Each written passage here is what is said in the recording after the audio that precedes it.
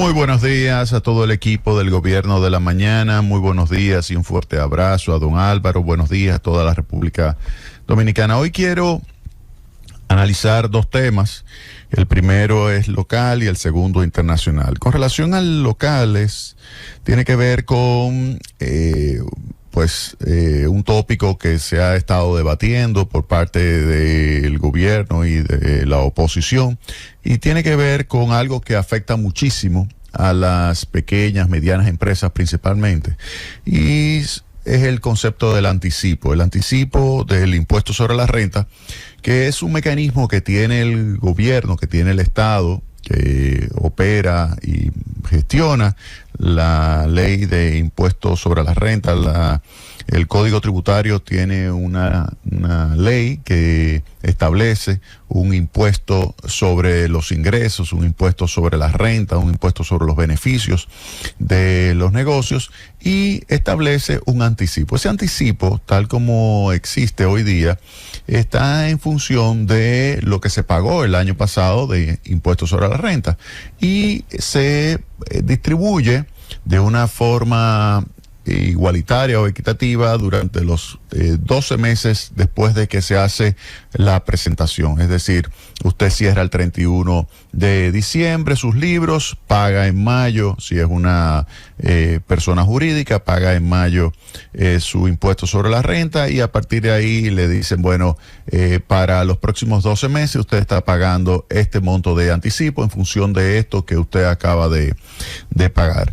Eso tiene su pro y su contra, el concepto de anticipo. Tiene su pro en el sentido de que, bueno, para el gobierno le interesa. El gobierno recibe, en vez de un monto en abril completo de todo lo que es, después de la liquidación, la obligación que tienen las empresas del pago de impuestos sobre la renta, lo que hace el gobierno está recibiendo con este anticipo una mensualidad. Es decir, que en vez de recibir un solo pago de parte del contribuyente, va a recibir 12 pagos. Y al final, entonces dice, ok, ¿cuánto es que realmente debo pagar?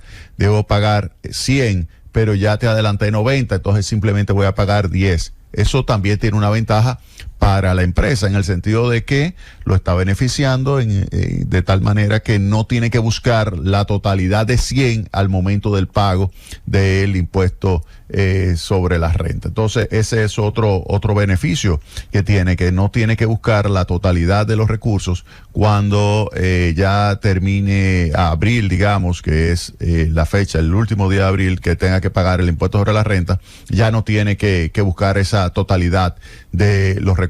Ese es un beneficio en términos de flujo de efectivo que uno lo vería si uno analiza y dice, bueno, no tuve que pagar la totalidad en un solo momento, sino que la estuve pagando gradualmente. Ahora, la discusión que queda es la siguiente. Bueno, ¿qué sucede en caso de que un negocio esté en una situación donde se le está reduciendo su nivel de operaciones en un determinado año y le están cobrando un anticipo en función del nivel de pago de impuestos que hizo el año pasado, en que tuvo un muy buen desempeño? Entonces estaría pagando más recursos de lo que finalmente, cuando le toque liquidar, seguro va a pagar.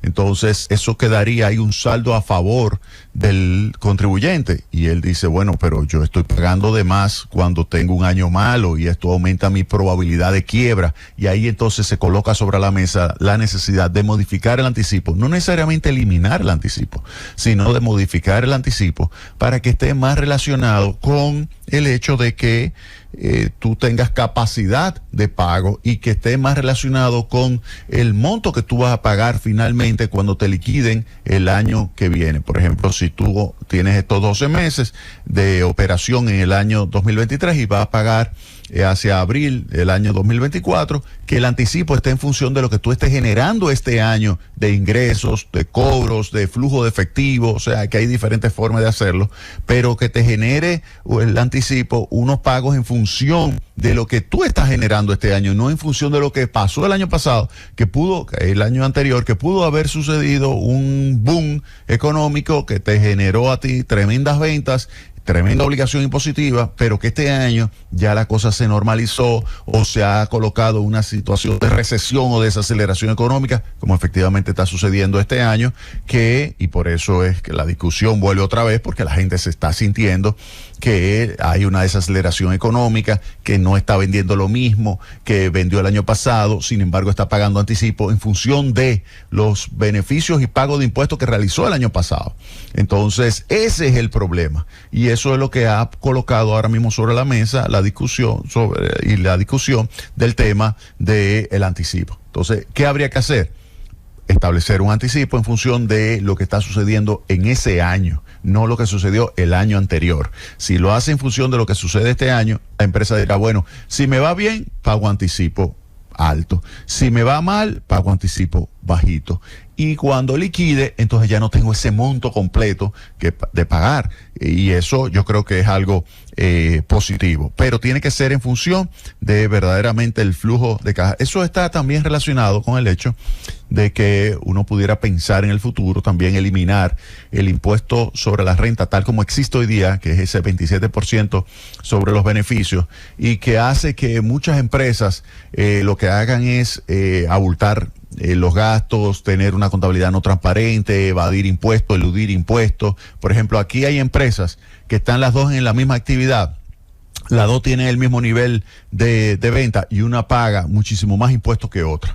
¿Por qué puede ser que dos empresas están en la misma actividad, con el mismo nivel de ingreso, y una paga muchísimo más impuestos que otra? Bueno, porque hay una que está logrando aumentar, abultar sus gastos y reducir el monto de beneficios, y al reducir el monto de beneficios, dada la tasa del 27% que se establece hoy día, pues entonces esto hace que pague menos. Entonces la gran pregunta es, ¿cómo hace esto de abultar? Bueno, abulta gastos, por ejemplo, estableciendo empresas que les brinden servicios, y esas otras empresas que están brindando esos servicios pueden estar, por ejemplo, en otros esquemas de incentivos donde no tienen que pagar a su vez impuestos sobre la renta. Entonces esto hace que haya un traslado del monto de impuestos sobre la renta que debería estar pagando, pues se traslade a un mundo donde no se está pagando impuestos sobre la renta, porque hay una ley de incentivo que evita que tú tengas que pagar. Entonces ahí hay claramente una inequidad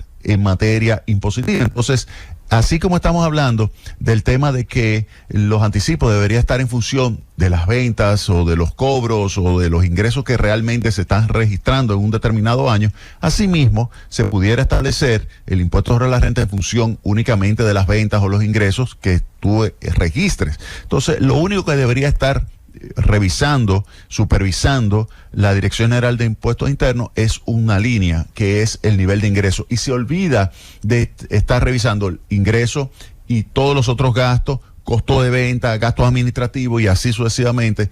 ¿Por qué? Porque ya lo otro no le interesaría, porque se cobraría únicamente impuestos, un porcentaje sobre los ingresos. Un porcentaje, por concepto de impuestos sobre la renta, sería un porcentaje, pues 3, 4, 5, 6, dependiendo del sector, dependiendo de la actividad, porque hay algunas actividades que pagan una alta tasa con relación a sus ventas, otras que son muy competidas, que tienen un margen muy pequeño, entonces pagarían un menor nivel de impuestos sobre la venta, es decir, o sobre los ingresos, es decir, que se relacionaría con lo que realmente es el nivel de rentabilidad, y el equivalente del 27% sobre esa rentabilidad sería lo que se establecería como impuestos sobre los ingresos. Ese es un mecanismo que se puede implementar fácilmente, se puede supervisar todavía más fácilmente por parte de la Dirección General de Impuestos Internos, y también sería muchísimo más equitativo para las empresas, porque así no habría empresas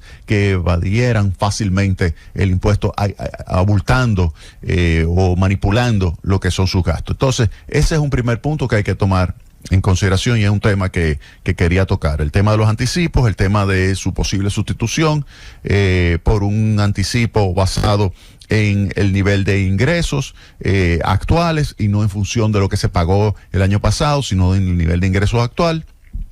Y esto ayudaría muchísimo a la empresa y le protegería su flujo de efectivo, porque si hay una caída de sus ingresos, bajaría simultáneamente los ingresos. Es decir, que no tendríamos una situación donde puede haber una caída por estar en el ciclo económico, que sería una situación en la cual cae la actividad económica y sigo pagando anticipos elevados. No, si cae la actividad económica, se reducen mis anticipos. Si sube la actividad económica, aumentan mis anticipos. ¿Por qué? Porque al final voy a tener que pagar más impuestos. Entonces me conviene pagar una 12ª parte de lo que estaría yo asumiendo que voy a tener que pagar ya cuando termine el año. Entonces me conviene ir amortizando ese monto de una forma mensual, tranquilo, sin tener luego que estar buscando un monto enorme de recursos cuando me toque ya pagar el impuesto sobre la renta ya liquidado en abril del año que viene. Ahora, lo que sí es importante es que no esté en función del pasado, no está en función de lo que ocurrió, sino que está en función ese pago de anticipo de lo que está ocurriendo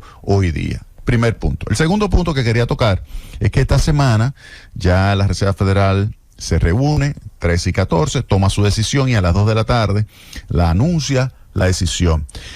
Ahora mismo hay un 73.6% de probabilidad de que la mantenga firme, la mantenga inalterada, la tasa de interés de referencia en el rango de 5 a 5.25%. Eso sería muy positivo porque ya estaría mandando un mensaje de que efectivamente la inflación, que bajó de 4.9 a 4.1 en los Estados Unidos, ya está entrando en un ritmo de descenso que pudiera pensarse que ya la haría converger en los próximos meses. De hecho, la expectativa de inflación en los Estados Unidos para los próximos 12 meses es 2.6%, 2.66%. Es la expectativa de tasa de inflación, y eso es algo importante porque refleja que las expectativas están ancladas en cerca de lo que es el 2%. Recuerden que la meta en los Estados Unidos, al igual que la eurozona, al igual que el Banco de Inglaterra y otros países más, es un 2%. En los Estados Unidos se ha discutido de si debería ser 2, si debería ser 3, pero bueno, 2%, y la expectativa está en 2.6%, 2.66%, y eso le da cierta tranquilidad a las autoridades monetarias que pudieran, y eso es lo que espera el mercado en esta reunión, pues dejarla inalterada. Hay otros que dicen, mira, debería subirse más todavía para reducir la inflación porque está en 4.1 y la meta es 2, todavía es el doble. Debería entonces subirse más la tasa de interés. El problema es, dicen otros expertos, que si sube la tasa de interés, eso pudiera repercutir de una forma negativa sobre la estabilidad del sistema financiero, pudiera repercutir negativamente sobre los depósitos de esos bancos, y pudiera esto entonces generar una crisis bancaria que disminuya los préstamos y aumente la probabilidad de recesión en los Estados Unidos. No quieren eso tampoco. Por esto es que, a mi entender, lo que va a suceder el día 14, sabiendo las limitaciones de credibilidad que tiene Jeremy Powell, y eso no lo digo yo, lo dicen estudios empíricos, econométricos que se han evaluado, donde se han realizado, donde se evalúa la credibilidad de Jeremy Powell en comparación con la credibilidad que tuvo Ben Bernanke, así como también a Janet Yellen como presidente de la Reserva Federal, y se ve claramente que en la rueda de prensa, que cuando habla Jeremy Powell, inmediatamente se genera incertidumbre, y esa incertidumbre desemboca en la caída del precio de las acciones. Entonces, ante eso, conociendo esas limitaciones, a mi entender, lo que va a suceder en la próxima reunión es que se va a pausar esto, la Reserva Federal va a pausar el aumento de tasa de interés, eso va a repercutir, como se ha estado observando.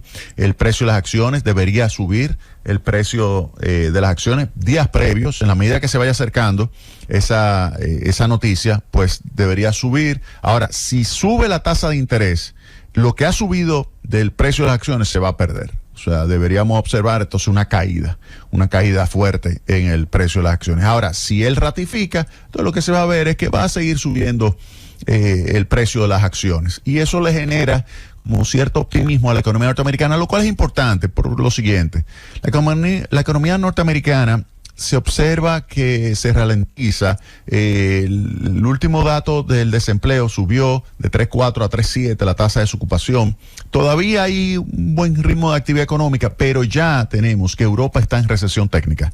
Europa está en recesión técnica con caídas en el cuarto trimestre del año pasado 0,1%, caída de 0,1% en el primer trimestre de este año, y eso, óigame, es importante para la economía de los Estados Unidos. Si Europa, la eurozona, está en recesión, es un reflejo de lo que pudiera suceder también en la economía norteamericana, y eso no lo quieren en un año preelectoral en los Estados Unidos. El presidente Biden no va a querer entrar en una situación donde la inflación se mantenga todavía el doble de lo que es la meta, pero al mismo tiempo una recesión.